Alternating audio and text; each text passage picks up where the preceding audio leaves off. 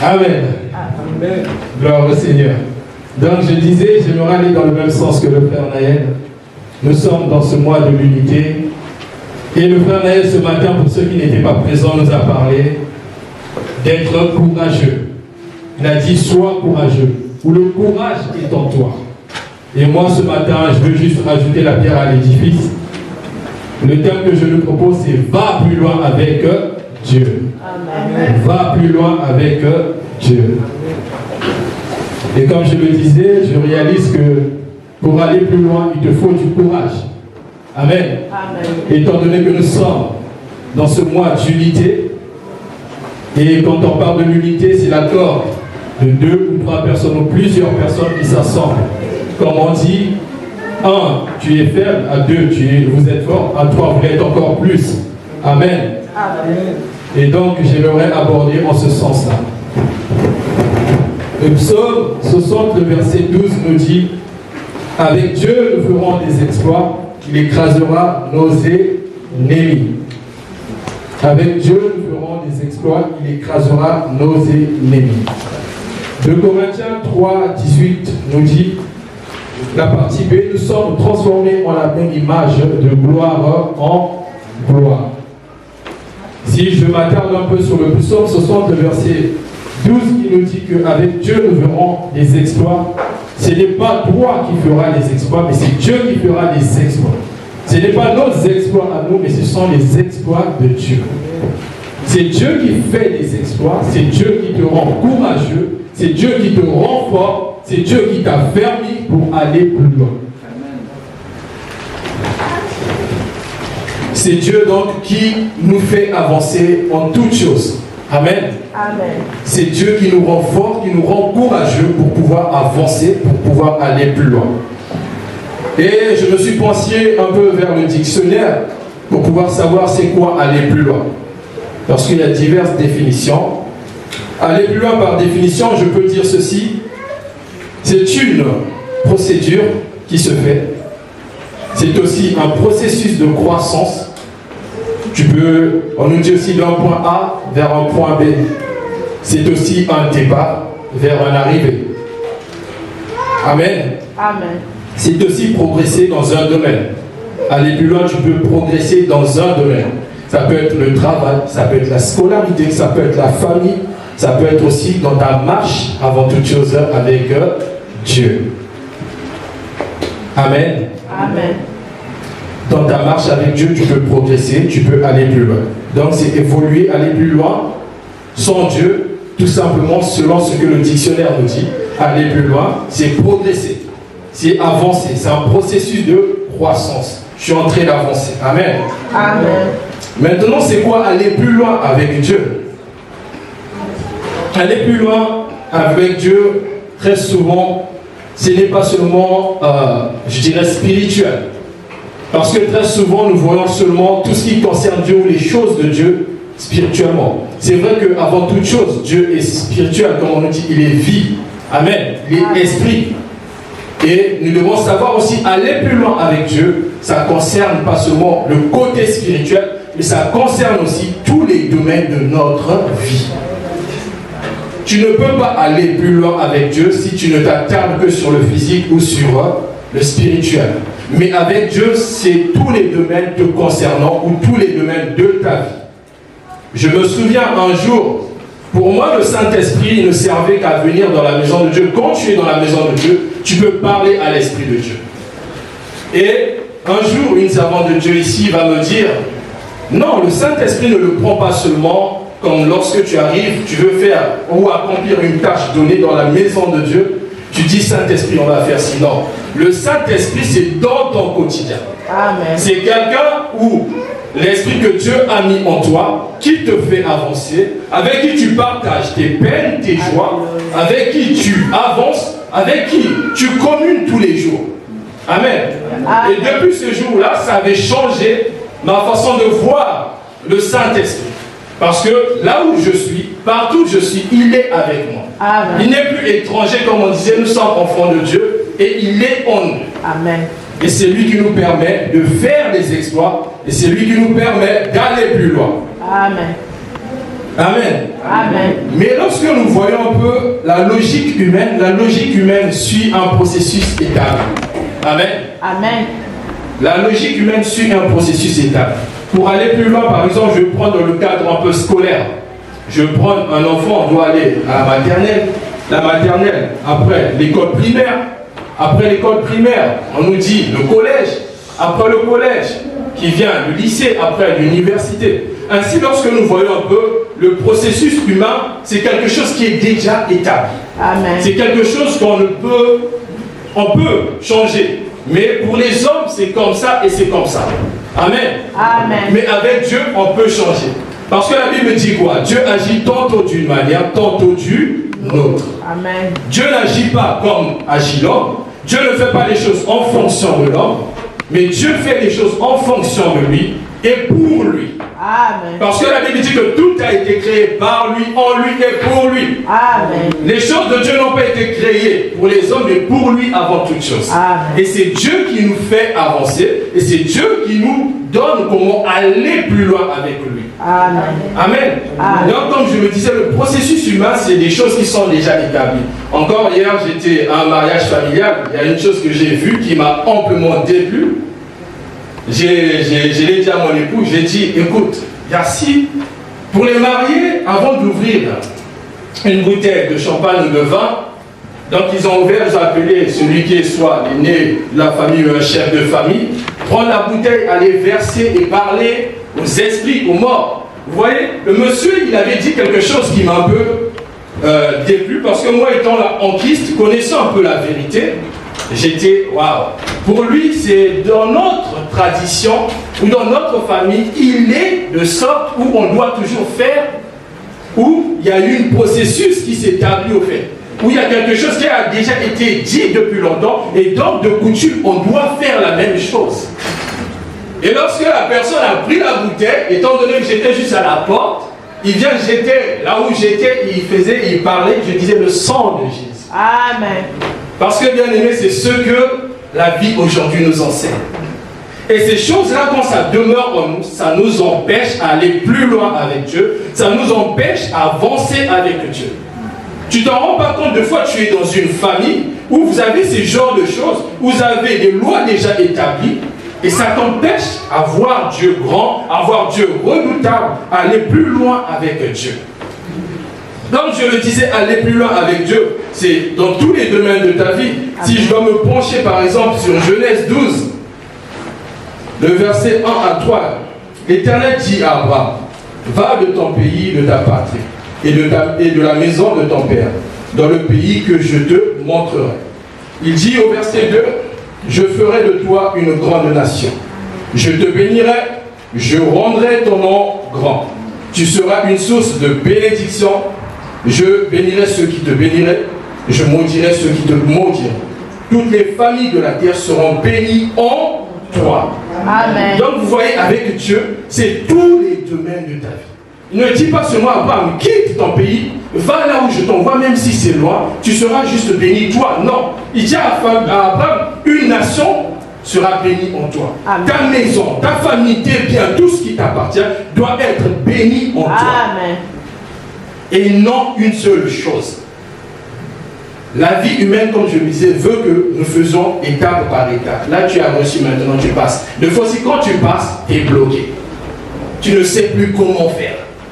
Tout à l'heure, le frère Laïc disait, sois courageux, le courage est en toi. Et lorsque tu vois un peu aussi la marche d'Israël, un jour je le disais ici, c'était pareil. Israël avait quitté l'Égypte, et lorsque ils sont arrivés devant la mer Rouge, Dieu fait grâce, il ouvre la mer Rouge, et lorsque Israël passe, la mer Rouge symbolisait une nouvelle vie commençait pour eux. Amen. Une nouvelle destinée les attendait. Alléluia. Mais Israël, lorsqu'il traverse la mer Rouge, il se dit, oh, nous avons tout maintenant. On n'est plus sous le joug des Égyptiens, on n'est plus sous le joug de l'esclavage. Donc, nous pouvons nous arrêter là. Donc, ils vont marcher, ils vont arriver à la montagne du Dieu qu'on appelle Horeb. Et ils vont rester à Horeb pendant 2 ans. 2 ans de leur vie, ils vont rester à Horeb.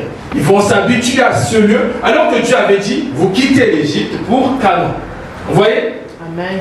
Eux, ils vont arriver parce qu'ils ont dépassé une étape de leur vie. L'autre étape, ils arrivent 2 ans à Horeb, ils vont être bloqués. Pendant 2 ans, Israël va être bloqué à Horeb. Et ce qu'ils vont faire, c'est quoi? Ils vont commencer à rester, à prendre les habitudes.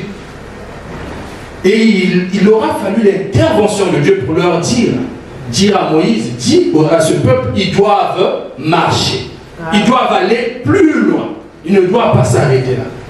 Et ils vont encore quitter Horeb, ils vont arriver encore à Kades Barnea.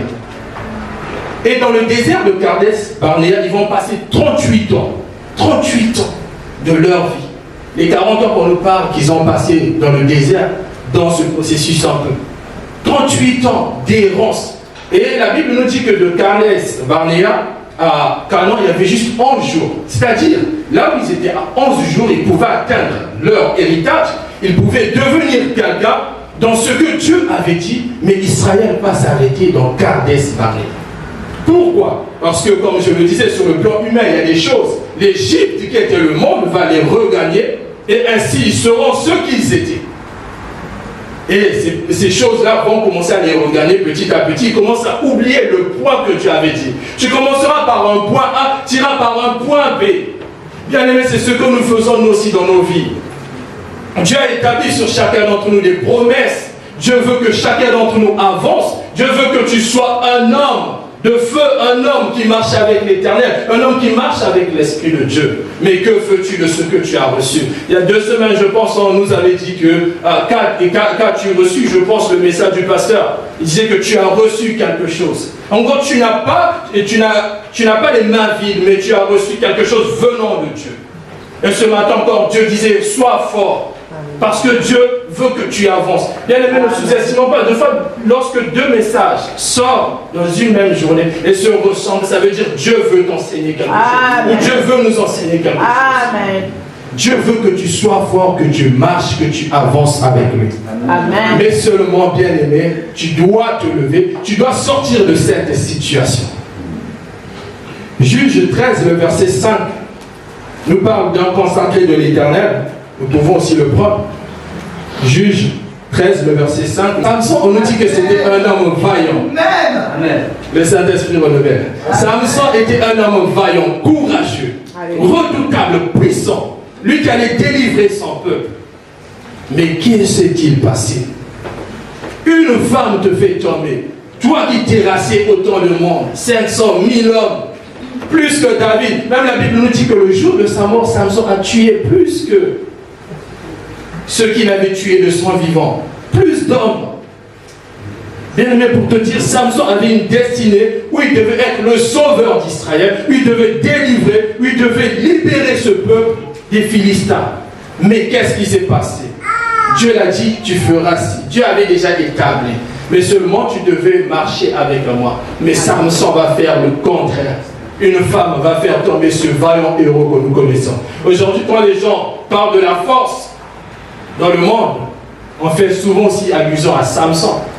Le nom est resté, c'est un homme vaillant, fort. Mais qu'est-ce qui est resté davantage? Rien. Il y a juste le nom qui est resté. Qu'il y a eu Samson dans ce monde, qui a terrassé les Philistins, qui a fait du mal aux Philistins. Mais qu'est-ce qu'il a fait pour son peuple?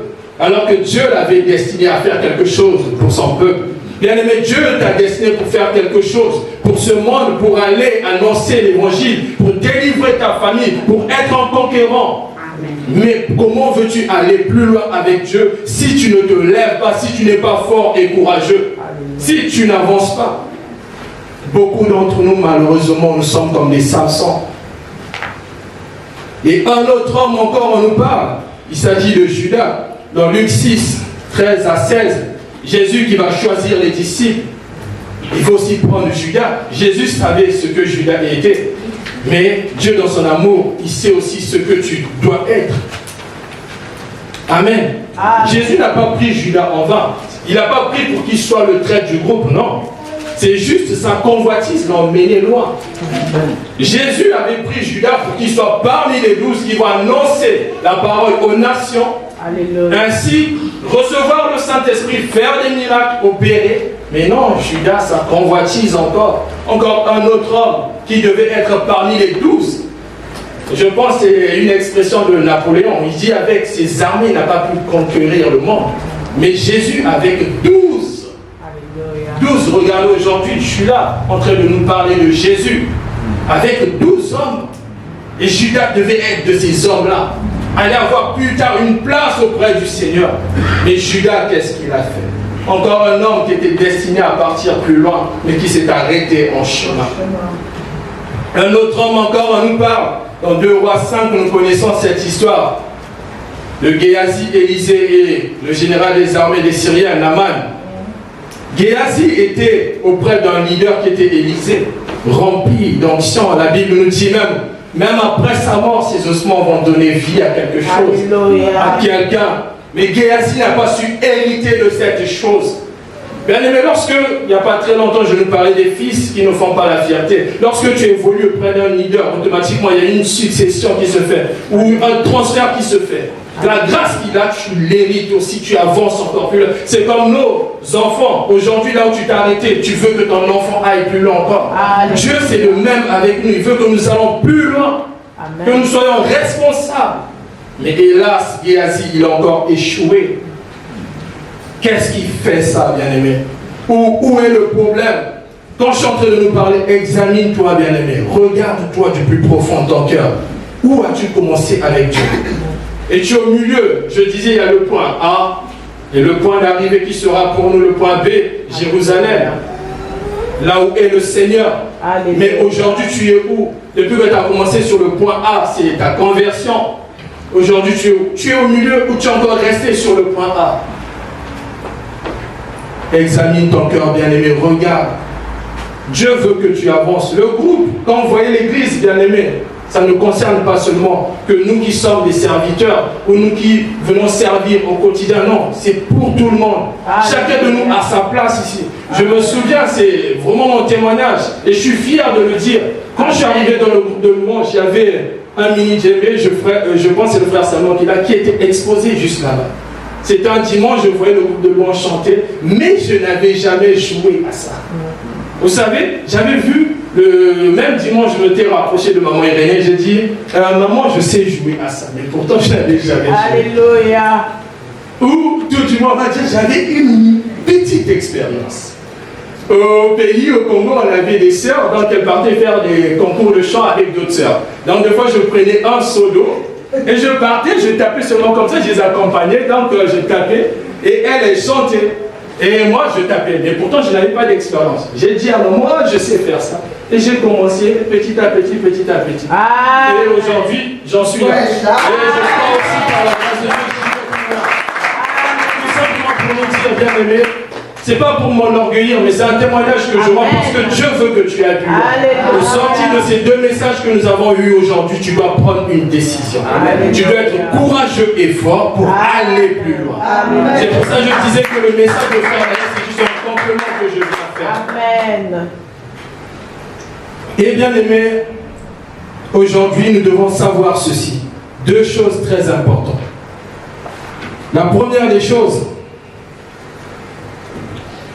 si tu n'avances pas, ce n'est pas parce que tu n'as pas été sauvé. Non. Tu es sauvé en Christ. Amen. Et tu dois avoir cette assurance du salut. Amen. C'est tout simplement parce que tu n'as pas laissé le vieil homme. Tu n'as pas vraiment abandonné ton ancien état. En toi, la vie de Christ est, mais tu tentes de camoufler cette vie. Deux fois ici, je suis étonné de voir des frères et sœurs dire les choses, même à la cellule, je me dis, waouh, mais elle a l'expérience, mais pourquoi elle ne vient pas les Jésus? Mais pourquoi elle ne sert pas davantage? Parce qu'on peut bénéficier de cette expérience-là. On dit que le fer aiguise le fer. Amen. Mais parce que tu as ce dépôt-là, tu préfères que le vieil homme prenne toujours le dessus et toi tu diminues ce qui a le Christ en toi.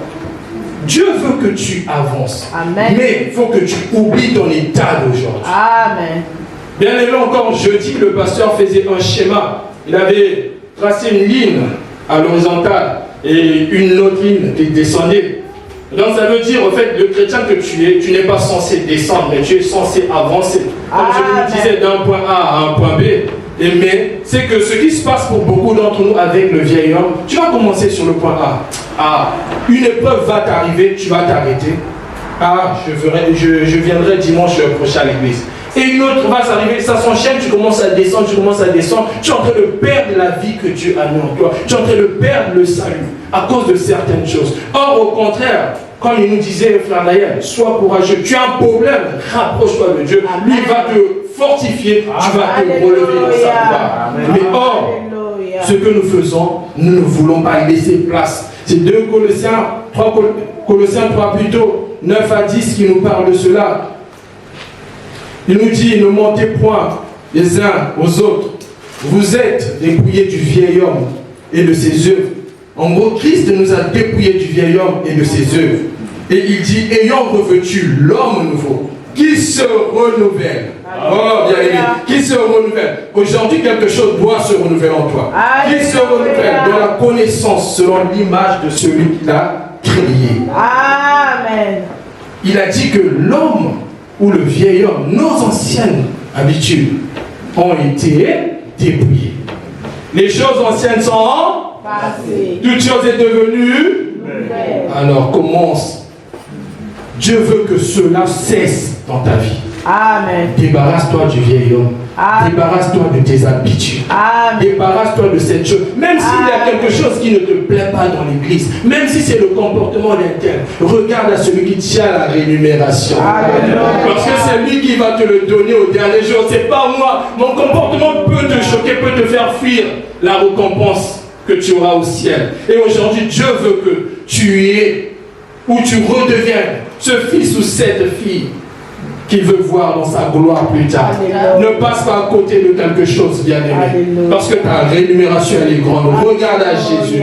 Et nous sommes que des hommes. Notez-le, bien-aimé. Nous sommes que des hommes. J'ai un comportement qui déplaît de fois à ma femme. Et elle a son comportement qui me déplaît de fois. Mais quand on se regarde, on voit Christ, on avance. Et c'est ce que Dieu veut que chacun d'entre nous dans l'église fasse.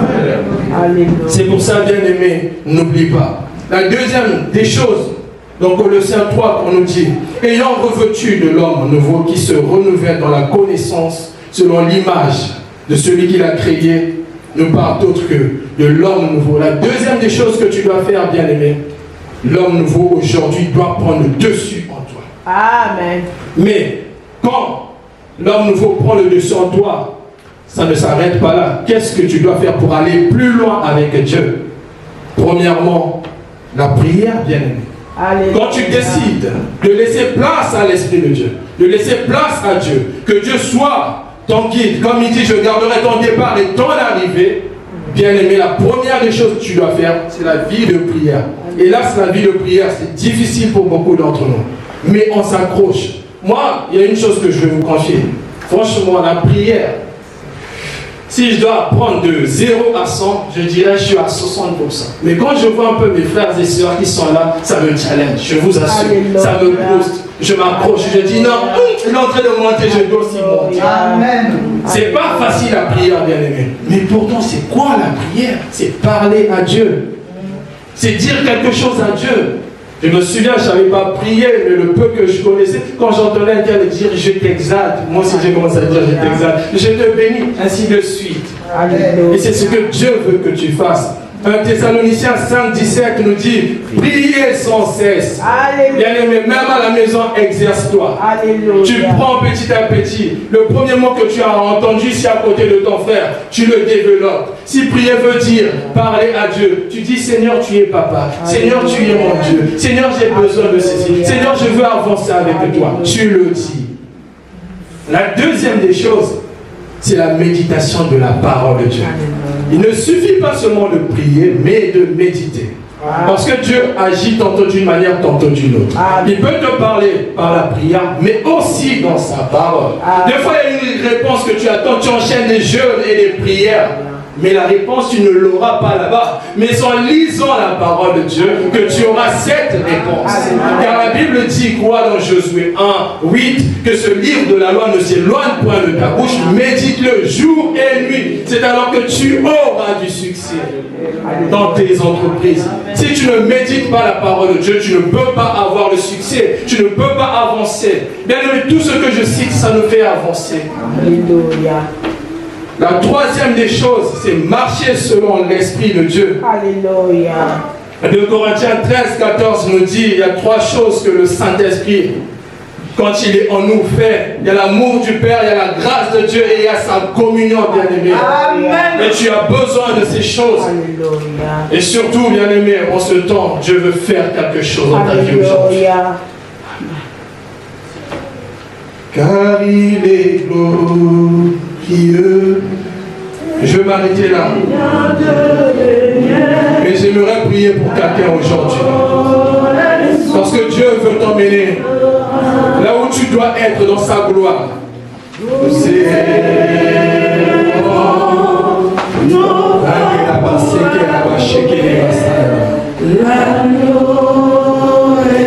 La Bible dit, voici je me tiens à la porte. Si quelqu'un entend ma voix, qu'il m'ouvre son cœur et je viendrai à lui. Si tu as reconnu aujourd'hui, tu veux changer de dimension avec Dieu, tu veux avancer davantage avec le Seigneur, je t'invite à avancer ce matin, bien-aimé. Je t'invite à avancer si tu veux avancer avec le Seigneur. Mais c'est selon ta foi. Dieu ne force personne. Mais si tu veux aller plus loin avec Dieu, avance. Si tu veux aller plus loin, viens, bien-aimé, on va prier. Car il est